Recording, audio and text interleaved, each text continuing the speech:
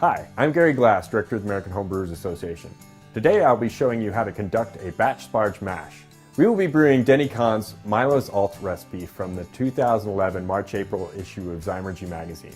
This recipe features Munich malt, which makes it difficult to replicate using extracts. This is a 5-gallon recipe with a 60-minute boil. Our boil-off rate is about 1.5 gallons per hour, so that means we need 6.5 gallons from the mash into the kettle. Don't worry if your volumes are off or your temperatures are off slightly, that's really no big deal. For subsequent batches, you can use an online calculator or brewing software to dial in your system. Our first step is to heat 3.75 gallons of mash water to 168 degrees Fahrenheit.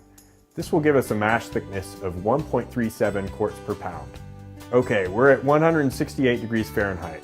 Let's add our mash water to the mash tun.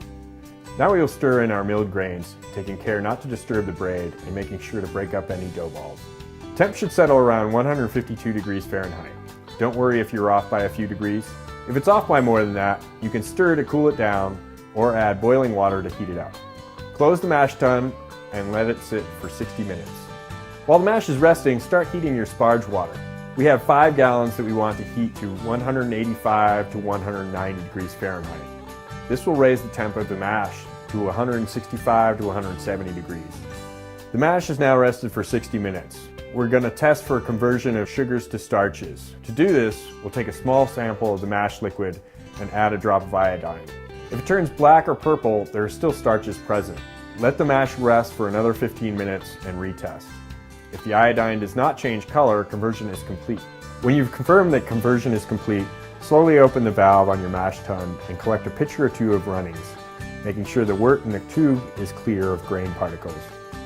Then gently return the runnings into the mash tun. This recirculation filters the wort and settles the grain bed in a process known by its German name, Vorlauf. Now fully open the valve of your mash tun and collect the runnings in the boil kettle. Once the mash is drained, close the valve, add your sparge water, and stir the mash.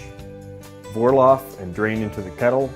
Measure the volume in the kettle. If low, add the appropriate amount of sparge water to your mash tun, stir, recirculate, and drain. If high, increase your boil time to compensate. And that's all there is to it. You can now proceed with the brewing process as you would any other batch of beer.